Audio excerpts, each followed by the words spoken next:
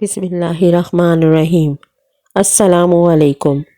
کبھی آپ کے ذہن میں سوال آیا ہے کہ اللہ نے ہمیں فجر کے وقت جاگنے کا حکم کیوں دیا ہے؟ کیا فجر کا وقت صرف عنقریب پڑھنے کا وقت ہوتا ہے؟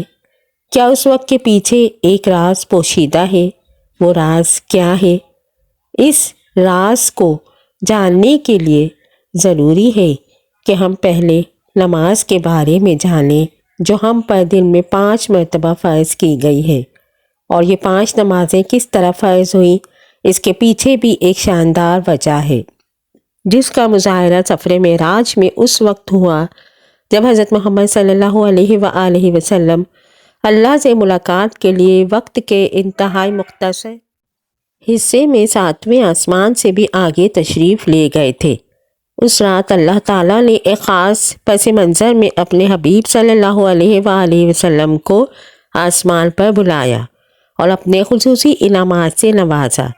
اس مبارک سفر میں اللہ تعالیٰ نے اپنے قرب خاص سے نوازا اور انبیاء کرام سے ملاقاتیں کروائیں، جنت و جہنم کا مشاہدہ کروایا گیا اور نیکیوں کی اجر و ثواب اور بروں کے انجام و عذاب کا نظارہ کروایا۔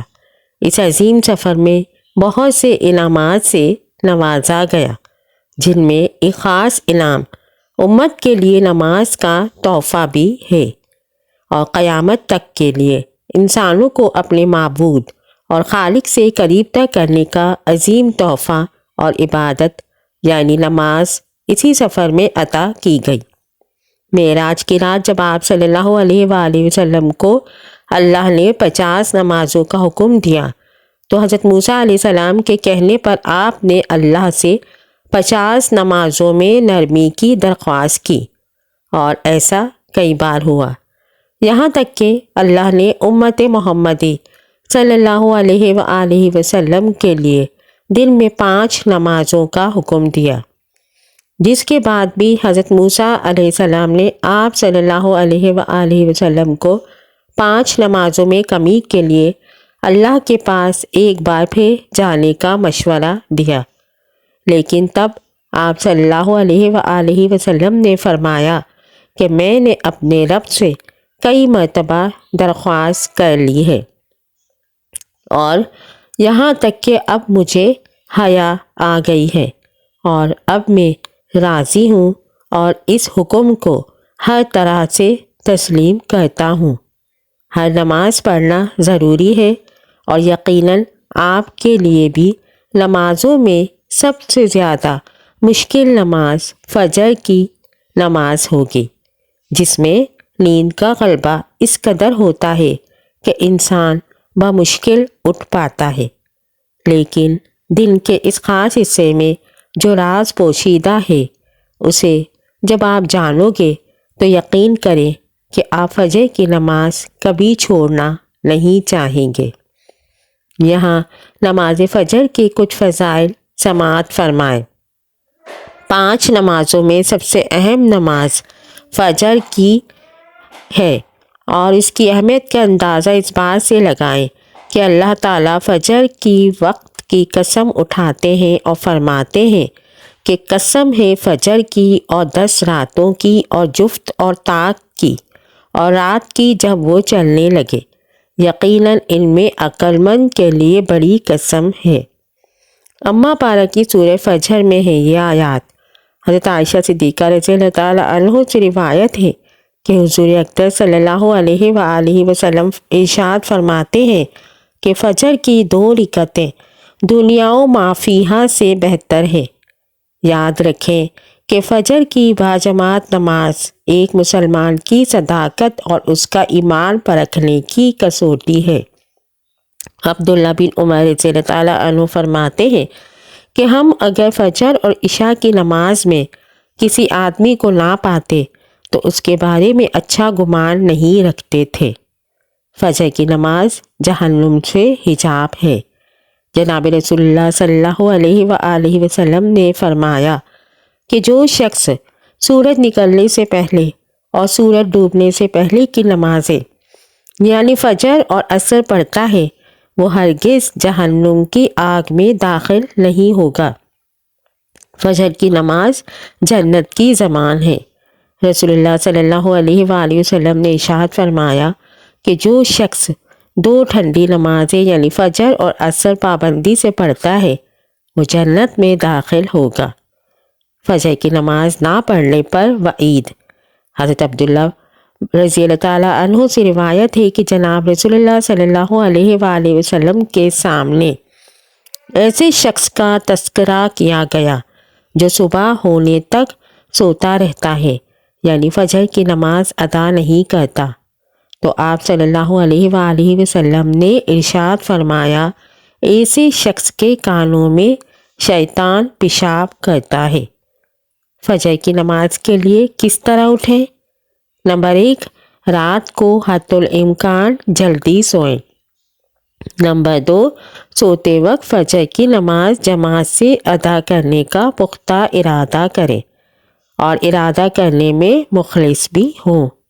نمبر 3، ایسے اسباب اختیار کریں جن سے فجر کی نماز کے لیے اٹھنا آسان ہو، مثلاً الارم والی گھڑی میں مناسب وقت پر الارم سیٹ کر کے اس کو مناسب جگہ پر رکھیں، اور اگر ان امور کی رعایت کر کے سوئیں گے تو انشاءاللہ فجر کی نماز جماعت کے ساتھ ادا کرنا آسان ہوگا۔ پھر بھی اگر کسی دن اتفاق سے بیدار ہونے میں تاخیر ہو جائے تو جس وقت بھی آنکھ کھلے سب سے پہلے نماز ادا کر لیں۔ انشاءاللہ تاخیر کا کوئی گناہ نہیں ہوگا، لیکن اس کو معمول بنانا گناہ پر مداومت کرنا ہے جو کسی بھی طرح جائز نہیں ہے۔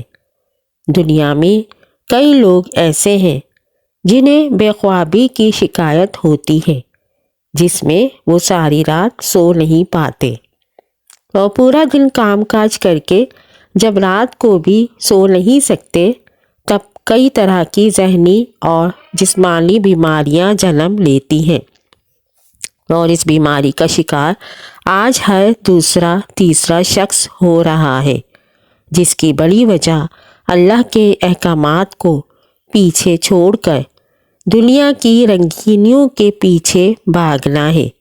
ساری رات جاگنے کے بعد فجر کے قریب کچھ دیر نیند آ جاتی ہے، لیکن وہ نیند جسم کو پرسکون نہیں رکھتی، جس کی وجہ سے اکثر لوگ جاگتے جاگتے اور ہر قسم کی دوائیوں کے استعمال کے باوجود جب سو نہیں پاتے تو وہ اللہ سے یہ ضرور سوال کرتے ہوں گے کہ اے اللہ مجھے نیند کیوں نہیں آتی؟ آخر کیا وجہ ہے؟ بہت کم لوگ ہوتے ہیں جو اس کیفیت میں اپنے اندر پیدا ہونے والی اس آواز کو سن پاتے ہیں جس میں ان سے کہا جاتا ہے کہ بستر سے نکلو، نماز پڑھو، اللہ کا ذکر کرو، اور یقین کریں جو لوگ اس آواز کو سن پاتے ہیں اور اس پر عمل کرتے ہیں انہیں تا حیات کبھی بھی بے خوابی کی شکایت نہیں ہوگی۔ اس حوالے سے ایک صوفی نظم ہے جسے ایک امریکی مسلم نے ترجمہ کیا ہے، جس کا ٹائٹل ہے دوبارہ مت سو جانا۔ صبح کی ٹھنڈی ہوائیں ایک راز لاتی ہے تمہارے لیے، دوبارہ مت سو جانا۔ خود سے پوچھو تم کیا چاہتے ہو؟ دوبارہ مت سو جانا۔ لوگ دروازے کی چوکھٹ سے آ جا رہے ہیں، جہاں 2 دنیائیں ملتی ہیں وہ دروازہ گول اور کھلا ہے، دوبارہ مت سو جانا۔ اس نظم میں بیان کردہ دروازہ ہماری دنیا اور اس دوسری دنیا کا ہے جہاں سے فرشتے ہر صبح اور شام کو اترتے ہیں، جن کا ذکر اس حدیث پاک میں ملتا ہے، جس میں آپ صلی اللہ علیہ وآلہ وسلم نے فرمایا ہے کہ رات اور دن میں فرشتوں کی ڈیوٹیاں بدلتی رہتی ہیں، اور فجر اور عصر کی نمازوں میں ڈیوٹی پر آنے والے اور رخصت پانے والوں کا اجتماع ہوتا ہے۔ پھر تمہارے پاس رہنے والے فرشتے جب اوپر چڑھتے ہیں تو اللہ تعالیٰ پوچھتے ہیں، حالانکہ وہ ان سے بہت زیادہ اپنے بندوں کے متعلق جانتا ہے کہ میرے بندوں کو تم نے اس حال میں چھوڑا؟ تو وہ جواب دیتے ہیں کہ ہم نے جب ان کو چھوڑا تو وہ فجر کی نماز پڑھ رہے تھے، اور جب ان کے پاس گئے تب بھی وہ عصر کی نماز پڑھ رہے تھے۔ فجر اور عصر کی نمازوں کے اوقات میں سونے سے منع کرنے کے پیچھے بھی ایک بڑی وجہ ہے، اور وہ یہ کہ سائنس کہتی ہے کہ صبح سورج طلوع ہوتے وقت اور شام کو غروب ہونے سے پہلے سونا نہیں چاہیے، کیونکہ صبح کے وقت زمین پر آکسیجن مفر مقدار میں فراہم ہوتی ہے، جس وقت ماحول تر و تازہ ہوتا ہے، اور یہ آکسیجن آپ کو دن بھر فٹ رکھنے کے لیے انتہا ضروری ہوتی ہے۔ تو جو اس وقت سو جاتا ہے تو وہ اس تازہ آکسیجن سے محروم رہ جاتے ہیں، اور عصر کے وقت زمین پر آکسیجن کی کمی ہو جاتی ہے، تو اگر کوئی سو جاتا ہے تو اس کو آکسیجن کی فراہمی کم ہوتی ہے، جس کی وجہ سے جب وہ جاگتا ہے تو اس کے سر میں درد اور طبیعت بوجھل ہو جاتی ہے۔ اور بھی بڑی وجہ ہے کہ دین اسلام میں ان دونوں سونے سے منع فرمایا گیا ہے۔